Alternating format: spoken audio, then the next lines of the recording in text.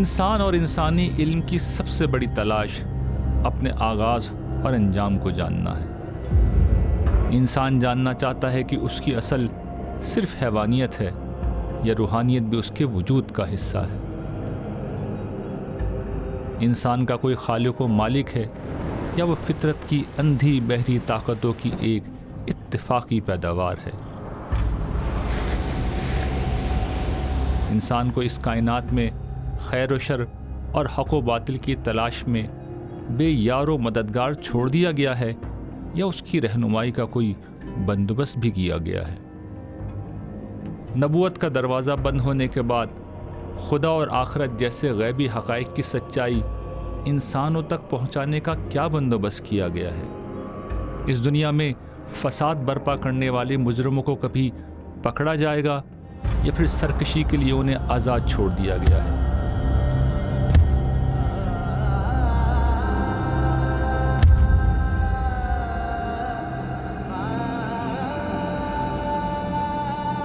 شیاطین دنیا میں اگر پائے جاتے ہیں تو ان کی حقیقت اور نوعیت کیا ہے؟ انکار خدا کے اس دور میں ان سوالات کے جواب ڈھونڈنا ہر دور سے زیادہ اہم ہو چکا ہے۔ انسان کی کہانی میں ہم ایسے ہی سوالات کا جواب تلاش کریں گے۔ انسان کی کہانی محض ایک کہانی نہیں، یہ اپنی حقیقت کی تلاش میں ماضی کی طرف ہمارا وہ سفر ہے جو ہم میں سے ہر ایک کو اپنے مستقبل سے بھی روشناس کرائے گا۔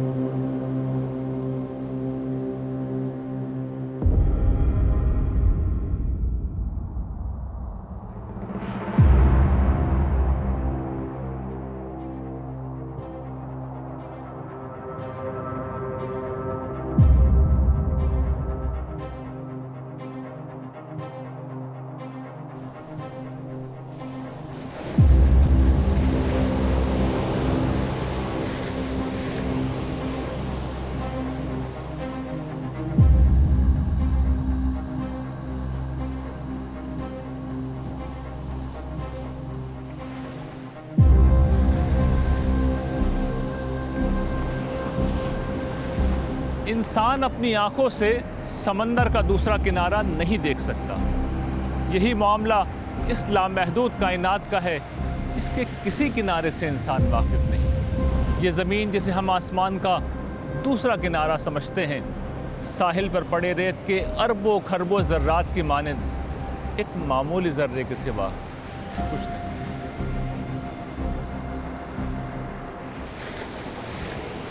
زمین سے 13 لاکھ گنا بڑا سورج بھی اس کائنات میں ریت کے ایک معمولی ذرے سے بڑھ کر کوئی حیثیت نہیں رکھتا۔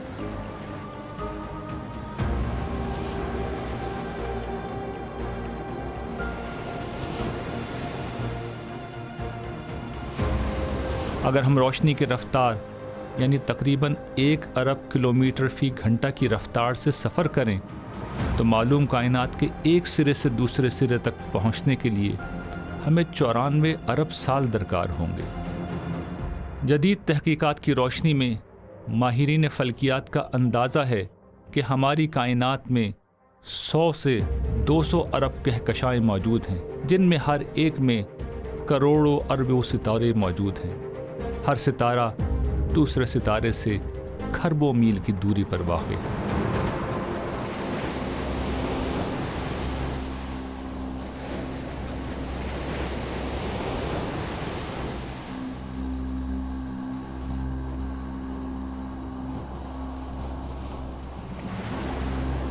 اس ناقابل تصور حد تک وسیع و عریض کائنات میں یہ زمین واحد معلوم مقام ہے جہاں زندگی اپنے تمام تر حسن اور تنوع کے ساتھ جلوہ گر ہے۔ نظر نہ آنے والے بیکٹیریا سے لے کر زمین کو سبزے کی قبا پہنانے والے نباتات تک یہاں زندگی کی لاکھوں اقسام موجود ہیں۔ ہوا میں اڑنے والے پرندوں کی ہزاروں انواع سے لے کر زمین اور سمندروں میں رہنے والے لاکھوں اقسام کے جانوروں تک حیوانات کی ایک انتہائی متنوع دنیا یہاں پائی جاتی ہے۔ زمین پر پائی جانے والی زندگی کی 87 لاکھ انواع میں سے ایک انسان بھی ہے جو اپنے جسم کے لحاظ سے تو باقی انواع جیسا مگر اپنے شعور کے لحاظ سے ان سے بالکل مختلف اور بہت بلند۔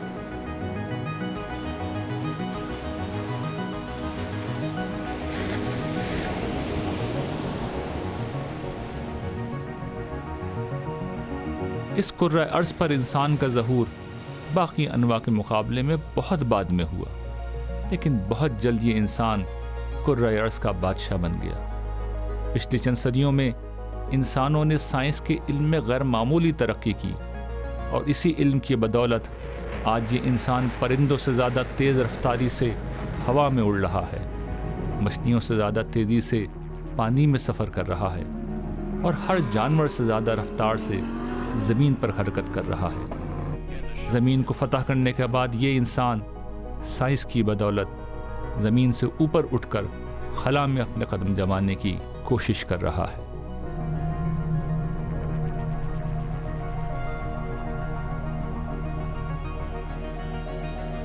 اس سائنس کا نام لے کر بہت سے لوگ آج ہمیں یہ بتاتے ہیں کہ اس کائنات اور انسانوں کا کوئی خدا، کوئی خالق نہیں۔ وہی کہتے ہیں کہ یہ کائنات، ہماری کہکشاں ملکی وے، ہمارا نظام شمسی، یہ سیارہ زمین اور یہاں پائی جانے والی زندگی کی 87 لاکھ اقسام سب اتفاقات کا نتیجہ ہے۔ اس کائنات میں کارفرما حیرت انگیز قوانین جو علت و معلول کے بامانی سلسلے کو جنم دیتے ہیں محض ایک اتفاق ہے۔ سب سے بڑھ کر اس دھرتی پر نوع انسان کے 8 ارب افراد کا وجود ایک اتفاق کا نتیجہ ہے، اور اس اتفاق کا آخری انجام فنا کر دینے والی موت ہے۔ یہ بات اگر درست ہے تو اس سے زیادہ مایوس کن چیز اس دنیا میں نہیں پائی جا سکتی۔ انسان کا جسم بے شک مر جاتا ہے، مگر انسانی شعور مرنے کے لیے نہیں بنایا گیا، اور نہ وہ کسی طور موت کو قبول کرتا ہے۔ انکار خدا کا یہ دعویٰ مسلمہ سائنس کا علم نہیں کرتا۔ سائنس کائنات کی وسعت، اس میں کار فرما قوانین اور قوتوں کے بارے میں ہمیں بہت کچھ بتاتی ہے، مگر اس کائنات کا کوئی خالق ہے یا نہیں، موت کے بعد انسان دوبارہ جنم لے سکتے ہیں یا نہیں، ان جیسے سوالات کے جواب میں سائنسی علم کچھ نہیں بتاتا۔ یہ امور اس کے دائرۂ کار میں نہیں آتے۔ سائنس کو بنیاد بنا کر خدا کا انکار کرنا اگر ایک فریب نہیں تو ایک غلط فہمی ضرور ہے۔ دیکھیے، الحاد جو ہے وہ کوئی اپنی عقلی اور فطری بنیادیں نہیں رکھتا۔ سائنس کے کچھ اثرات ہیں۔ سائنس نے اثرات یہ ڈالے ہیں کہ ہم نے کائنات کی ہر فینومینا کو ایکسپلین کر لیا ہے، اب ہمیں کسی خدا کی ضرورت نہیں ہے۔ یہ سب سے بڑا اثر ہے سائنس کا۔ یہ اس وجہ سے ہوتا ہے، یہ اس طرح سے ہوتا ہے، تو اب خدا کہیں ضرورت محسوس نہیں ہوتی، کیونکہ خدا نے ایک ایسی آٹومیشن کا سسٹم کائنات کو دیا ہے کہ کہیں بھی وہ دکھائی دینا ضروری نہیں ہے۔ کیونکہ حقیقت یہ ہے کہ غیب کے پردے میں رہتے ہوئے ہمارا امتحان ہونا ہے. اس کے لیے ضروری تھا کہ ایک ایسے طریقے سے فائن ٹیوننگ کے لیول پہ جا کر آٹومیشن کی جائے. اس وجہ سے خدا دکھائی نہیں دیتا.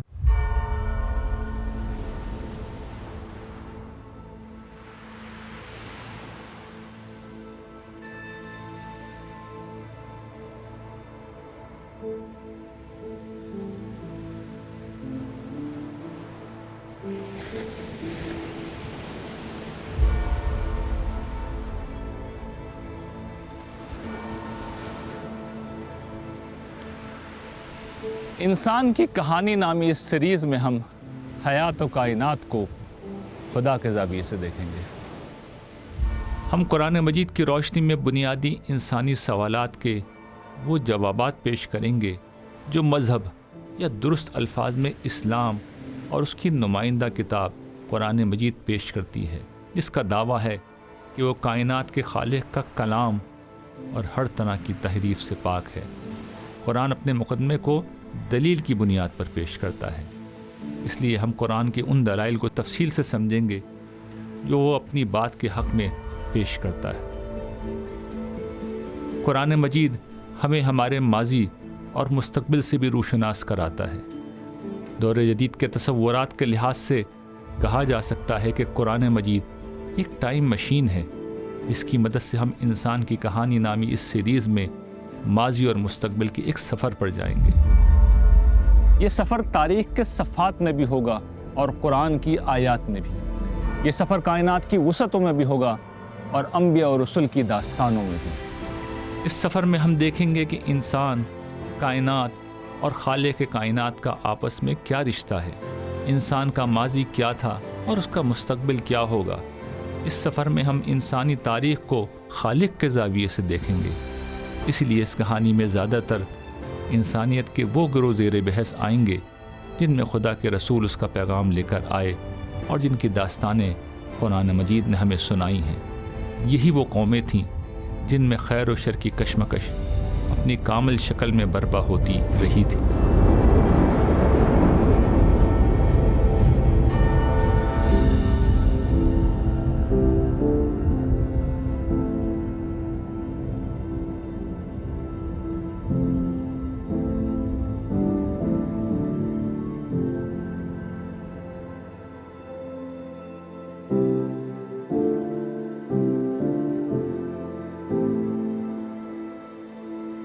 اس سفر کے آغاز میں آپ کو ماضی میں لے چلوں گا جب میری ذات کی حد تک انسان کی کہانی کا آغاز ہوا تھا. یہ کہانی 1980 کی دہائی میں اس وقت شروع ہوئی جب ہمارے ملک کے واحد ٹی وی چینل PTV پر معروف ماہر فلکیات کارل ساگان کی شہرہ آفاق ڈاکیومنٹری کاسموس ہفتے وار نشر ہو رہی تھی. میں بہت ذوق و شوق سے یہ ڈاکیومنٹری دیکھا کرتا تھا. Dogs, lions, and young women up in the skies. All manner of things of interest to us. We put their refrigerators, bicycles, rock stars. Carl Sagan ایک ایگنوسٹک تھے جن کا نقطہ نظر تھا کہ خدا کے وجود کو ثابت کرنے کے لیے اس کائنات میں کوئی دلیل نہیں پائی جاتی. انہوں نے کائنات کا تعارف خدا کے بغیر کرایا اور میرے ناپختہ ذہن میں ان گنت سوالات پیدا کر دیے. یہ سوالات مجھے تشکیک و الحاد یعنی ایگنوسٹسزم اور ایتھیزم کی سرحدوں تک لے گئے. قرآن نہ ہوتا تو یہی تصورات میری منزل تھے.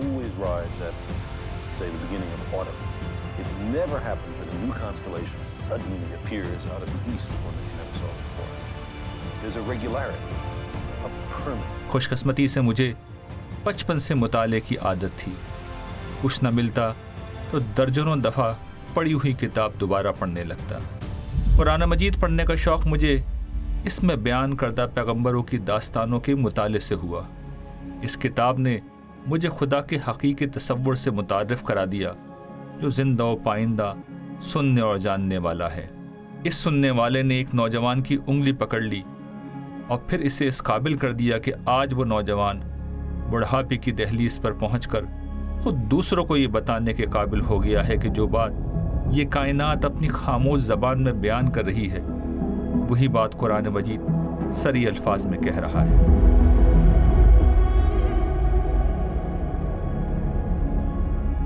انسان کی کہانی کے آغاز میں اس بات کی وضاحت ضروری ہے کہ اس میں بہت کچھ آپ کو عجیب لگے گا، مگر سوال یہ ہے کہ جس دنیا میں ہم موجود ہیں کیا وہ پہلے ہی سے عجیب نہیں ہے؟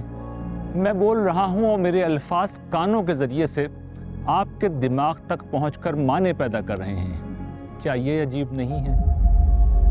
ہم کھانا کھاتے ہیں، یہ کھانا ہضم ہو کر جزو بدن بن جاتا ہے، یعنی کھانا انسان بن جاتا ہے، کیا یہ عجیب نہیں ہے؟ کچھ عرصے پہلے تک ہم میں سے کوئی شخص موجود نہ تھا، پھر ہمارے والدین کے ملاپ سے ہم سب وجود میں آ گئے، کیا یہ عجیب نہیں ہے؟ یہ اور ان جیسی ہزاروں لاکھوں چیزیں اس دنیا میں بہت عجیب اور حیرت انگیز ہیں، مگر چونکہ وہ روزمرہ کی بنیاد پر ہوتی ہیں اس لیے ہمیں عجیب نہیں لگتی۔ انسان ماؤں کے بجائے درختوں کی شاخوں سے پیدا ہونے لگیں تو یہ ہمیں عجیب لگے گا۔ کسی کے بولے بغیر ہم اس کی آواز سن لیں تو یہ ہمیں عجیب لگے گا۔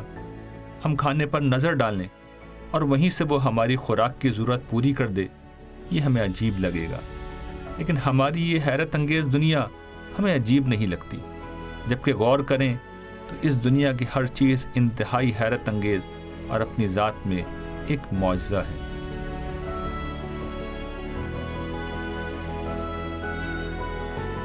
اس بات کو کسی صاحب علم نے اس طرح بیان کیا تھا کہ زندگی گزارنے کی دو سطحیں ہیں، ایک وہ جس میں کوئی چیز معجزہ نہیں لگتی، دوسری وہ جس میں ہر چیز معجزہ لگتی ہے۔ انسان کی کہانی میں سب سے عجیب چیز یہ کتاب قرآن مجید ہے۔ یہ کتاب دنیا سے الگ تھلگ واقع عرب کے اس غیر متمدن صحرائی علاقے میں نازل ہوئی جہاں کے باسیوں کی دنیا میں کوئی حیثیت نہ تھی۔ عین اس وقت جب اس کتاب کو خدائی کلام ماننے والے گنتی بھر لوگ مخالفت کے ایک طوفان میں گھرے ہوئے تھے، ان سے اس کتاب میں یہ وعدہ کیا گیا کہ انہیں زمین کا اقتدار دے دیا جائے گا۔ یہ ایسا ہی ہے جیسے آج افریقہ کے کسی غیر ترقی یافتہ اور کمزور ملک میں کسی مذہبی کتاب میں اپنے پیروکاروں سے محض ایمان و عمل صالح کی بنیاد پر زمین پر غلبے کا وعدہ کیا جائے تو کسی کو اس بات پر یقین نہیں آئے گا۔ مگر اس سے زیادہ عجیب بات یہ ہے کہ اس کتاب کے ماننے والوں سے جو وعدہ کیا گیا تھا وہ صرف چند برسوں میں پورا ہو گیا۔ ایمان والے پہلے سرزمین عرب پر غالب آئے اور پھر دنیا کی سب سے بڑی طاقت بن گئی۔ ان کے طاقتور مخالفین کا نام و نشان مٹ گیا۔ ایک ایسی قوم جس کے پاس نہ کوئی ایسا لیڈر تھا جو ان کو متحد کر سکے، نہ ان کے کوئی جغرافیائی حالات ایسے تھے، نہ ان کے قبائلی نظام میں اس کی گنجائش تھی۔ ایک مذہبی سرداری قسم کا ایک نظام تھا جو خانہ کعبہ کی وجہ سے قائم تھا۔ اس قوم کے لیے اللہ تعالیٰ کا یہ قبل از وقت کہہ دینا کہ وہ یہ کم کر دیں گے تو اس میں کوئی شبہ نہیں کہ ایک بہت بڑا معجزہ ہے۔ دیکھیں سورۃ الانبیاء میں بھی اللہ تعالیٰ نے فرمایا کہ ہم نے داؤد علیہ السلام کے لیے بھی یہ وہی فرمائی تھی کہ ہمارے بندے ہی اس زمین کے وارث ہوں گے۔ تم میں سے جو لوگ ایمان لائے اور انہوں نے اچھے عمل کیے ہیں ان سے اللہ کا وعدہ ہے کہ ان کو وہ اس سرزمین میں ضرور اسی طرح اقتدار عطا فرمائے گا جس طرح ان سے پہلے گزرے ہوئے لوگوں کو اس نے عطا فرمایا تھا۔ قرآن مجید نے کہا تھا کہ هو الذی ارسل رسولہ بالہدی ودین الحق لیظہرہ علی الدین کلہ۔ ہم نے محمد صلی اللہ علیہ وسلم کو پیغمبر اس لیے بنا کے بھیجا تاکہ آپ اس دین کو تمام ادیان پہ غالب کر دیں۔ اور یہ جو پروفیسی ہے پھر کھل کے بخاری مسلم میں بھی آئی ہے۔ نبی علیہ السلام نے فرمایا کہ ان قریب رومن امپائر ختم ہو جائے گی اور پھر قیامت تک کوئی کیسر نہیں ہوگا۔ ان قریب پرشین امپائر گر جائے گی اور اب کوئی کسرا نہیں ہوگا۔ اور پھر وقت نے دیکھا ہے کہ نبی علیہ السلام کی پروفیسی پوری ہوئی ہے۔ یہی نہیں بلکہ قرآن مجید کے نازل کرنے والے نے عین اس وقت جب سارے مخالفین اس کتاب کی دعوت کو مٹانے پر تلے ہوئے تھے اس میں اپنا فیصلہ اس طرح سنا دیا تھا۔ بے شک یہ ذکر یعنی قرآن ہم نے اتارا ہے اور ہم ہی اس کی حفاظت کرنے والے ہیں۔ قرآن مجید کے بارے میں حیرت انگیز بات ہے کہ یہ الحمد سے لے کر والناس تک اس کا حرف وہی ہے، اور اب بعض ماہرین نے یہ کام کیا ہے کہ 14 صدیوں کے مخطوطات نکال کر ثابت کر دیا ہے کہ پہلے دن جو متن موجود ہے شروع کے زمانے میں وہی اینڈ تک موجود ہے۔ اس متن میں ذرہ برابر بھی آگے پیچھے کچھ نہیں ہوتا. یعنی نبی صلی اللہ علیہ وسلم کے دور میں اگر کوئی لفظ قرآن مجید کا عربی کے قاعدوں سے ہٹ کے لکھا گیا، جو کتابت کے عام قاعدوں سے ہٹ کے، اس کو بھی چینج نہیں کیا گیا ہے. ہاں یہ تو ہوا ہے کہ قرآن میں نقطے بعد میں لگے یا اعراب لگے، اس کی ایک تاریخ ہے، لیکن جو قرآن کا عبارت ہے وہ بالکل منوان ویسی کی ویسی ہے. یہ خود ایک حیرت انگیز بات ہے، اور لگتا ہے کہ خدا نے کوئی تکوینی طریقے سے اس کو سنبھال کے رکھا ہوا ہے. کسی کی ضرورت نہیں ہے کہ اس میں کوئی دراندازی کر سکے. اے پیغمبر، جو کچھ تمہارے پروردگار کی طرف سے تم پر نازل کیا گیا ہے وہ انہیں پہنچا دو. اللہ ان لوگوں سے تمہاری حفاظت کرے گا. یہ خدا کا لہجہ ہے، اس لہجے میں انسان نہیں بول سکتے. بولنے کی کوشش کریں گے تو وقت ان کو جھوٹا ثابت کر دے گا.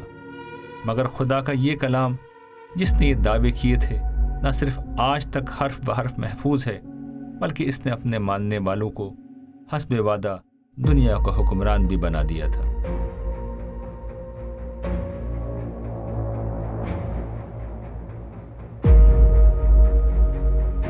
اس پر تفصیلی گفتگو ہم انسان کی کہانی کی آنے والی ایک ساتھ میں کریں گے.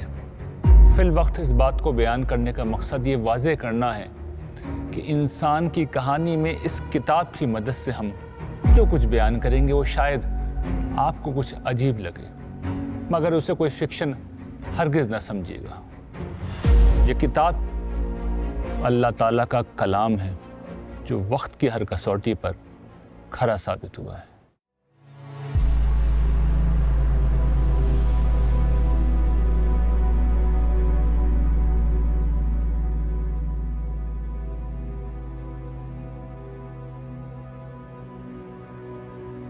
انسان کی کہانی کا آغاز عرض امانت سے ہوتا ہے. عرض امانت سے ہماری مراد وہ موقع ہے جب اللہ تعالیٰ نے اپنا تخلیقی منصوبہ تمام مخلوقات کے سامنے رکھا تھا.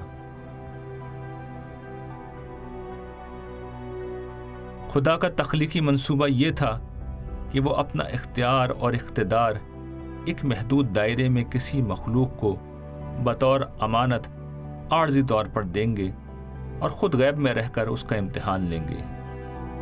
اس عرصہ غیب میں بندگی کے تقاضوں کو نبھانے والے ابدی بادشاہی کے حقدار ہوں گے، اور جس کسی نے اختیار اور اقتدار کی یہ عارضی امانت پا کر سرکشی اور غفلت کا مظاہرہ کیا وہ بدترین انجام سے دوچار ہوگا. اس انجام کے پیش نظر تمام مخلوقات اس امتحان میں اترنے سے ڈر گئیں، سوائے انسان کے جس نے فردوس بری کی ابدی بادشاہی کی امید پر آگے بڑھ کر اس امتحان کو قبول کر لیا. ہم نے یہ امانت زمین اور آسمانوں اور پہاڑوں کے سامنے پیش کی تھی تو انہوں نے اس کو اٹھانے سے انکار کر دیا تھا اور اس سے ڈر گئے تھے، مگر انسان نے اس کو اٹھا لیا. حقیقت یہ ہے کہ وہ بڑا ہی ظالم اور جذبات سے مغلوب ہو جانے والا ہے.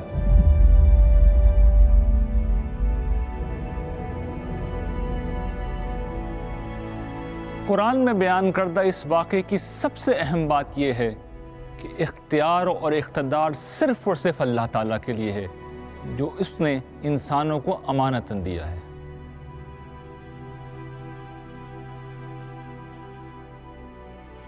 شادی انسانی سماج کا سب سے اہم واقعہ ہے. یہ اس بات کا ایک مکمل اظہار ہے کہ انسان کس طرح اپنے اختیار کو استعمال کرتا ہے. میاں بیوی کا یہ رشتہ قائم کر کے انسان طے کر لیتے ہیں کہ وہ اپنے صنفی تقاضوں کی تسکین کے لیے اس رشتے سے باہر نہیں جائیں گے.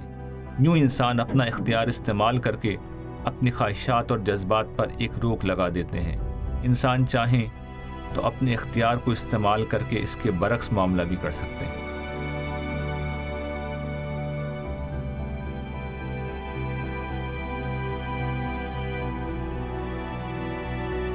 یہ اختیار جو انسان زندگی کے ہر معاملے میں استعمال کرتے ہیں، اس مادی کائنات میں انسان کا سب سے امتیازی وصف ہے. اس دنیا میں سورج، چاند، تارے، ہماری یہ زمین اور یہاں پائی جانے والی تمام مخلوقات قوانین قدرت کے جبر میں زندہ رہتی ہیں. انسان بھی بعض پہلوؤں سے ان قوانین کے آگے مجبور ہے، مگر ایک وسیع دائرے میں انسان کو اختیار حاصل ہے. یہ اختیار اس کائنات میں کسی دوسری مخلوق کو حاصل نہیں. فرشتے صرف اتنا کر سکتے ہیں جتنا اللہ نے انہیں اختیار دیا ہوا ہے، اس میں نہ وہ اپنی طرف سے کچھ ایڈ کر سکتے ہیں نہ مائنس کر سکتے ہیں، لیکن ہمارے لیے کیا آیا؟ فَأَلْهَمَهَا فُجُورَهَا وَتَقْوَاهَا، فجور بھی یعنی کہ برائی کا مادہ بھی، اچھائی کا مادہ بھی، ان کی پہچان بھی ودیت کر دی۔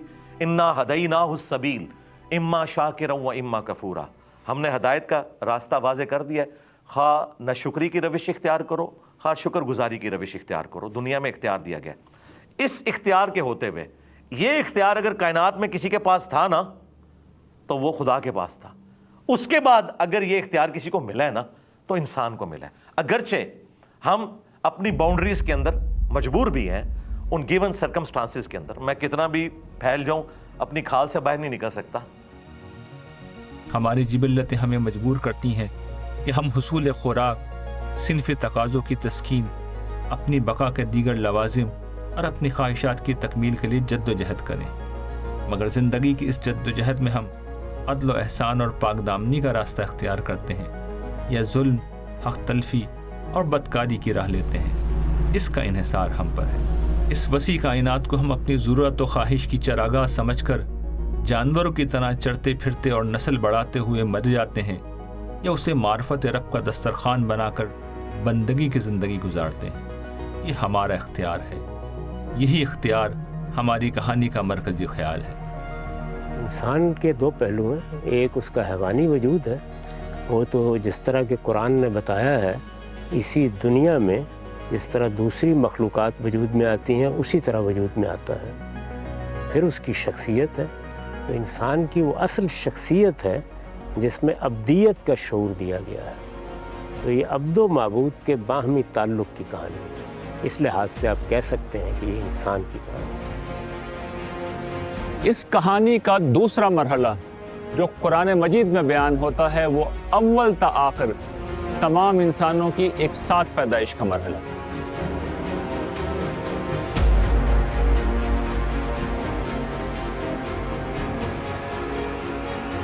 قرآن مجید کے مطابق اللہ تعالیٰ نے ابتدائی آفرینش میں تمام انسانوں کو ایک ساتھ پیدا کیا اور پھر انہیں خود ان کے اوپر گواہ بنا کر ان سے پوچھا کہ کیا میں تمہارا رب نہیں ہوں؟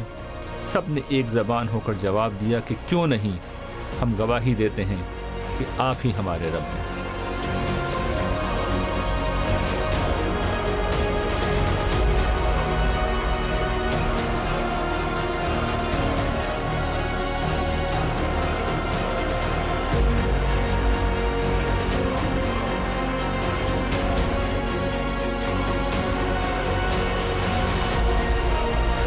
انسان کی کہانی نبیوں اور رسولوں کی یہی وہ داستان ہے جس میں فطرت کی آواز کو وہ ایک زندہ حقیقت بنا کر پیش کرتے رہے۔ ہم نے آج انسان کی کہانی کا آغاز کیا ہے، مگر یہ کہانی بہت طویل ہے، اس میں بڑے مراحل آئیں گے۔ ان مراحل کو دیکھنے کے لیے، ان مراحل کو جاننے کے لیے، ان مراحل کی حقیقت کو سمجھنے کے لیے انسان کی کہانی کی اگلی اقساط دیکھنا نہ بھولیے گا۔ اللہ نے کے بعد سنا ہے ابھی وہیں میرے انتظار میں ہے، سنا ہے ابھی وہیں میرے انتظار میں ہے، جہاں سے تو نے کہا تھا مجھے یہاں سے نکل، جہاں سے تو نے کہا تھا